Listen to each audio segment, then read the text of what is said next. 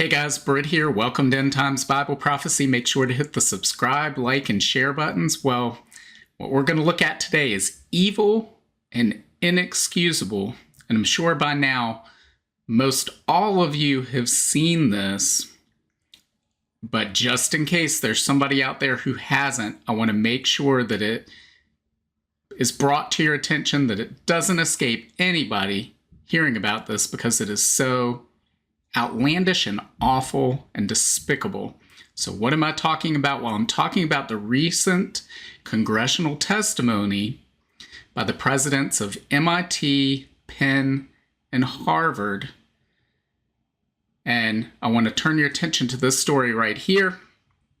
This is from Saturday, December 9th. It says, University of Pennsylvania president steps down amid criticism of anti-Semitism testimony. Now, I'm recording this on Sunday night. Most of these I have to record the night before because I have a job, and I set them to appear on the various platforms the next day because it requires some editing and so forth. My hope is by the time you see this video, the other two presidents have also either resigned or been fired.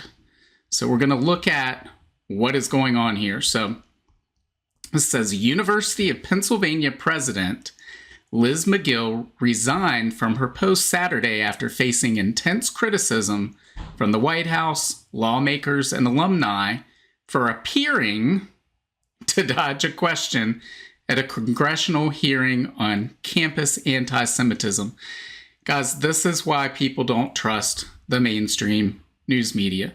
First off, you don't need your opinion put in there to state facts. It wasn't appearing. They did. All three of them did. Now, I'm going to put a link in the description as well as pin it at the top of the comments to the entire exchange that took place between the questioner, in this case was Ms. Stefanik, a representative from New York, and these three university presidents. The entire exchange, you can look at it and you can figure out for yourself whether they were appearing to dodge the question or whether they outright did. You can measure their body language, all of this. I would show you all of this, but I know that on certain platforms, this video is already going to be under scrutiny for any reason they can find to get rid of it, to ban it, to take it off. So if I show the whole video, then they'll say, oh, it's a copyright infringement. We can't show that. So I don't want this video to fall into that type of area, gray area, where they could try to pull it away. So I'll put a link directly to that video. You can watch it yourself, and you will know that there's no appearing, that this is inexcusable, evil, and despicable. So let's read on. This says, in a 5-hour House hearing Tuesday, McGill and her counterparts at Harvard and MIT were grilled over how their institutions responded to the rise in anti-Jewish hate since October 7th. In their testimonies, the three university leaders each condemned anti-Semitism. Did they? Again, go watch for yourself. If they did, well, you can realize why I might think, well, they didn't. Because far from it, it seemed like they did everything they could to make excuses for and to accommodate those who were calling for genocide. It says the outcry centered on a contentious exchange with Representative Elise Stefanik, who asked whether calling for the genocide of Jews would violate each school's code of conduct. Instead of directly replying to Stefanik's yes or no question, McGill said that the decision would be context dependent. Now, in her defense, let's say that there was a student play production of Schindler's List, and one of the students was playing the role of a Nazi. Then maybe that's correct. But outside of that, and certainly within the intent of how this questioning was occurring, there is no circumstance under which this shouldn't have been yes, absolutely, that is a violation of our policies, our code of conduct, and it would be dealt with immediately and severely. But that's not what happened. She said if the speech turns into conduct, so, okay, let's go back again. Calling for the genocide of Jews, if the speech turns into conduct, so I guess if the person calling for the genocide of Jews actually starts to commit genocide against Jews, then, well, it can be harassment. Right? It says Bach said in a statement, now Bach here that they're referring to, I skipped over this paragraph earlier. Bach is Scott Bach, who is chairman of the Penn Board of Trustees. So it says Bach said in his statement that McGill made a very unfortunate misstep. So, yeah, this is what people loathe when it comes to all of these so-called leaders and positions of power all around the world. Everything's a canned answer. It's a legalese answer. It's been test marketed. It's been scripted. It's not an unfortunate misstep. She acted out of line. She was a poor representative of your university. It says in her statement, but praised her leadership skills and insisted, oh, she's not the slightest bit anti-Semitic. Really? Yeah, maybe that's true. But so what you're saying is she's a coward. Because to me, in this context, there's only two choices. You're either anti-Semitic or you're a coward who's afraid to stand up to the anti-Semites. Maybe she's both. I have no idea. Maybe they need to bring her back for congressional testimony to find that out. But it says he went on to say that McGill was worn down by months of relentless external attacks and provided a legalistic answer to a moral question, making for a dreadful 30-second soundbite. Guys, it's not a 30-second soundbite. Again, in the description, pinned to the top of the comments, is the entirety of the exchange. Go figure it out for yourself. Watch the body language. Watch the smirking. This wasn't an oversight because you were worn down by the day's events. This was intentional in every way, shape, and form.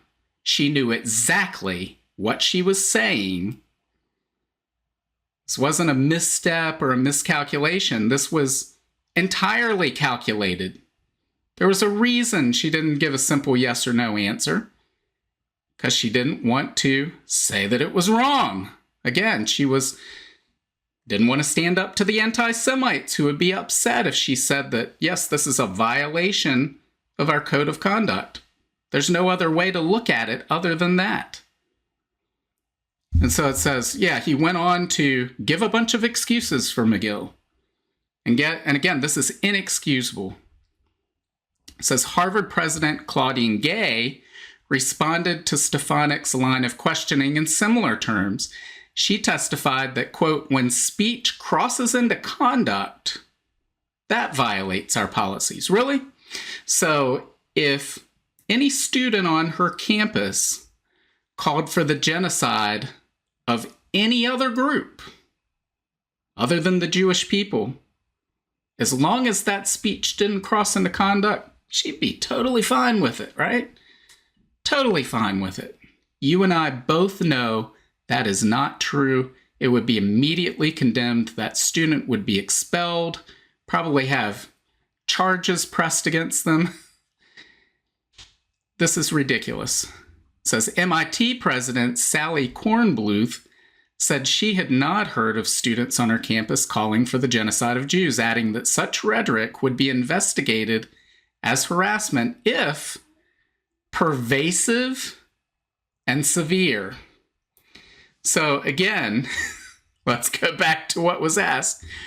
Calling for the genocide of Jews. Well, if it was severe, So is there a non-severe way of calling for the genocide of the Jews? And pervasive, so, well, they only called for the genocide of the Jews once, or maybe it was twice. At what point does it become pervasive? And that's the only way they would even investigate it. So they're only going to investigate it if you say it a whole bunch of times and you say it really severely. Guys, this is just, it's absolutely terrible. And what's terrible about it isn't, it is that these three individuals stood up there and did this in congressional testimony and put this on the record for the whole world to see.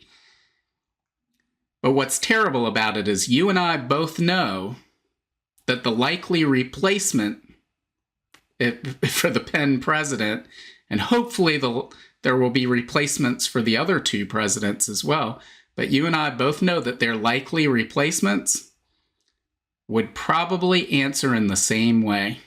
I hope that whoever those replacements are, they call them back to Congress and ask them the exact same questions. Put them on the record. Because, guys, this is a pervasive problem on college campuses throughout America. And frankly, it amazes me how quickly it's happened. I know I'm no spring chicken, but it wasn't long ago that I was on a college campus and visiting other college campuses, less than 25 years ago. And I never experienced any sort of anti-Semitism or heard those types of remarks on a college campus. And in fact, it was universally agreed upon by all the students and the faculty that anti-Semitism was evil, that it should be stood up against, that it should be challenged, that it was intolerable, and the cry "never again" was adhered to by, again, universally everybody on that college campus. Could there have been one person somewhere? They were an obscure minority, and they dared not state so on campus. And yet, here we are, just, a generation later, and it's a complete 180 to where we see this anti-Semitism pervasive. If it's not a majority opinion, it is a very widely held, acceptable position to be anti-Semitic. And it should come as no surprise, given the times we live in, because we know that we are approaching the time of the tribulation, the 7-year tribulation period, which is called the time of Jacob's trouble. So we know that this anti-Semitism is going to ramp up. It's going to get worse. In fact, here's what Jesus says. This is from Matthew 24, verse 21. He says, "For there will be greater anguish at that time." For there will be greater anguish than at any time since the world began, and it will never be so great again. So what is he talking about? What is this time of greater anguish? It is the 7-year tribulation. He's talking about probably more specifically the latter part of that tribulation period. But think about what that means, because the Jewish people, the nation of Israel, they were top of mind for Jesus when he made this statement. And we know the Holocaust, all the horrors that took place. And yet, Jesus says there is a worse time coming. So unfortunately, we're seeing this world of darkness get darker as we lead into this time of tribulation, the time of Jacob's trouble. Because again, we're seeing those signs that Jesus and the prophets said to look for that mark that time period. So we know we're getting close to it. How close, we don't really know. But Jesus said that we're close enough that when you begin to see these things, look up, your salvation draws near. When you begin to see these things, I'm right at the door. So we know Jesus is right at the door. But we're seeing this anti-Semitism. It's prevalent. It's not just college campuses. It's not just this time in history. We've seen this throughout history. We've seen it with Pharaoh. We've seen it with Haman. We've seen it with pogroms in Russia. We've seen it with the Nazis and the Holocaust. We've seen anti-Semitism throughout the centuries. We're seeing it right now, not just from Israel's immediate neighbors, but from all over the world. You know, the current conflict with Hamas has just shined the spotlight on this. But where does this come from? Where does this anti-Semitism come from? Because other groups aren't specifically targeted over and over and over throughout history from this. Well, guys, it's clear where it's coming from. It's coming from Satan and his demons. Let's look at Ephesians chapter 6, verse 12, that says, "For we are not fighting against flesh and blood enemies, but against evil rulers and authorities of the unseen world, against mighty powers in this dark world, and against evil spirits in the heavenly places." Guys, anti-Semitism is evil. We need to be praying for the whole world. We need to pray for these university presidents, that maybe this will be a wake-up call to them. Maybe they will come to know Jesus. That's what we need to be praying for. We need to pray that as many people as possible come to know Jesus, because we are fighting against these, rulers and authorities of the unseen world. That's what we're fighting against. That's where these types of remarks come from, this type of thought patterns, these behaviors. They all come from Satan, from evil rulers unseen from the spiritual world. This is a spiritual battle that's just manifesting itself in our world, in our physical world that we see around us. But guys, we need to be praying, and we need to be standing up against this. We need to be calling out evil for evil, calling attention to it, and saying, this cannot stand. I don't support this. Make sure that you make that clear. If you went to one of these schools, make sure that you make it clear that you aren't going to be supporting a school that has these types of policies. So, what do you think? Leave your comments below. Make sure to hit the like, share, and subscribe buttons. God willing, I'll see you on Wednesday. Bye. If you want to learn more about the end times and Bible prophecy, make sure to sign up for my free monthly newsletter and get your copy of my free ebook, 7 Signs of the End Times. Just follow the link in the description to get your free book. Also, make sure to check out all of my books. Just look up Britt on Amazon, Barnes & Noble, Apple iBooks, Google Books, Kobo, or anywhere books are sold. Thanks for watching today, and until next time, keep your eyes fixed on Jesus, the author and perfecter of our faith.